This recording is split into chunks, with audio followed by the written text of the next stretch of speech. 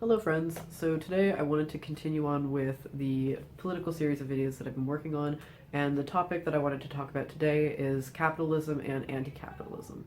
Obviously these are huge topics that cannot be done justice to in such a short video format like this, but I'm hoping to provide just brief introductions to these things to kind of spark your engagement and maybe encourage further research on the part of people watching these videos and kind of help people just enter into and begin engaging with these topics. So obviously there's a lot that I won't be able to cover in this video or in any of my short videos that I do, but I hope that this can still be informative and engaging. So basically, capitalism is a system of economic and power distribution that depends on the means of production being privately owned. So basically things like farms, electricity, like things that create resources that everyone needs are owned privately rather than being owned publicly. The term capitalism was actually invented by Karl Marx and was actually originally a pejorative term referring to a system that was governed by money.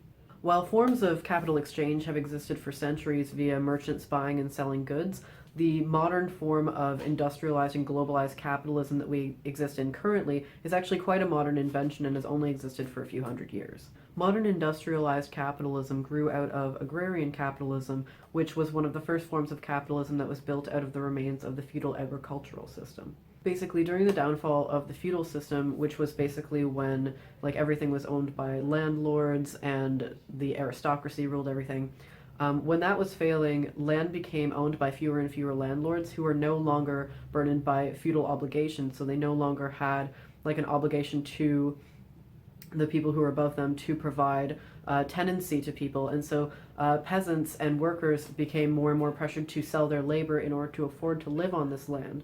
And the fact that aristocracy was no longer able to take advantage of production surplus motivated people to improve the methods of production to achieve larger sums of private ownership. The centralization of private ownership was reinforced by road infrastructure, which allowed for the development of larger cities, which would act as hubs of wealth and trade, versus the previously scattered economic holdings of the feudal system, where everyone, these little plots of land had little bits of wealth and they weren't all centralized in one major city. As merchants and companies gained more wealth and power, they sought to create monopolies on more and more commodities, which were largely still being produced by non-capitalist means. Between the 16th and 18th centuries, in order to increase greater holdings of centralized wealth, much of Britain and Europe entered a major colonial period. This involved invading most of the known world and committing horrible atrocities, including physical and cultural genocides, in order to exploit other lands and people for goods and resources that could then be centralized to expand the wealth and development of British and European countries. In the 18th century, industrialization challenged the idea of a fixed amount of global wealth. With the rise of industrialized farming and factory production, people moved towards a system of free trade, which allowed for the unrestricted importing and exporting of goods between certain countries. Through the colonial project, Britain and Europe gained access to previously rare and expensive raw materials that then made commodities in those countries increasingly inexpensive and accessible. This came at the expense of the exploitation and genocide of people in other parts of the world, which the average Western consumer remained either ignorant of or ambivalent to.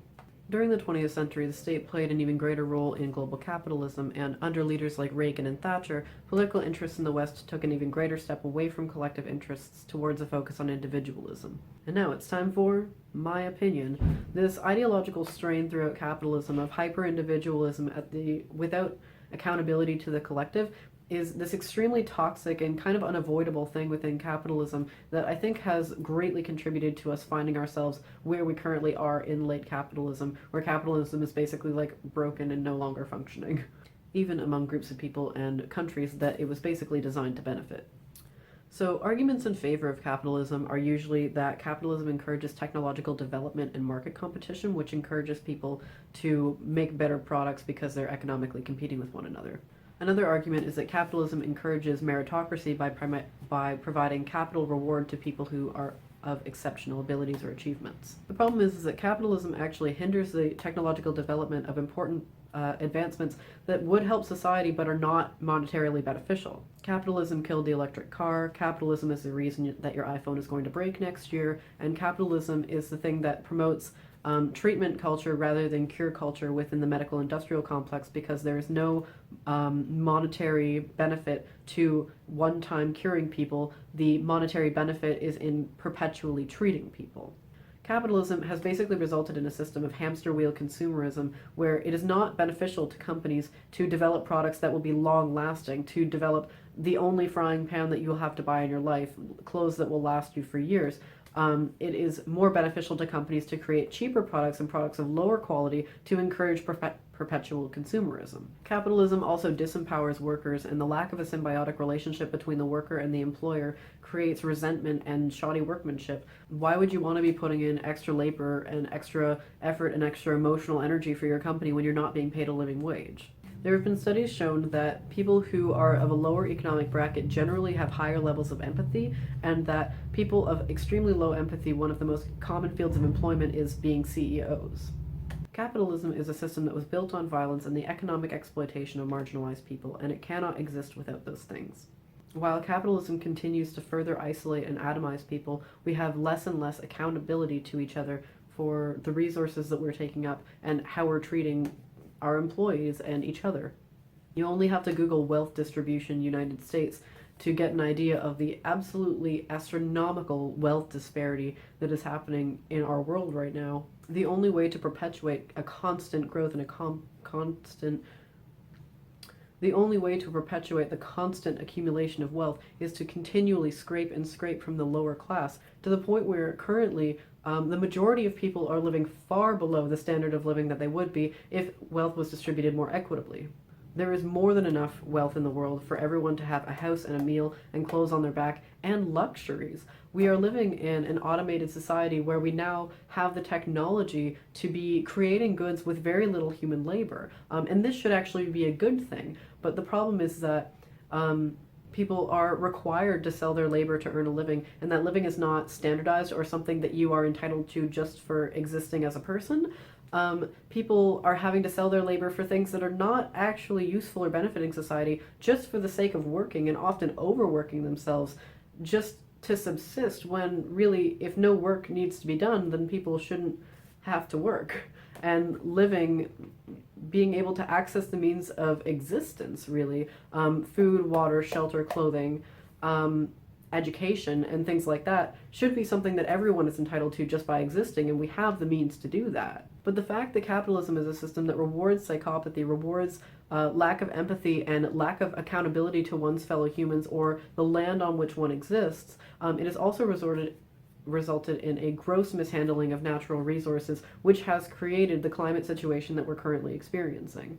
There's a lot of blame placed on, what the individual can do, and, you should be eating vegan, or you should be stopping consuming plastics, or everyone should be recycling and things like that, when actually these systems and these steps that were put in place for consumers to take to feel like they're making a difference on environmentally impactful things and on climate change is actually just a replacing of accountability, because consumer and worker contributions to environmental change are actually negligible compared to the contributions that corporations make, who refuse to follow environmental standards and practices because they could potentially decrease their already bloated and unnecessary economic holdings.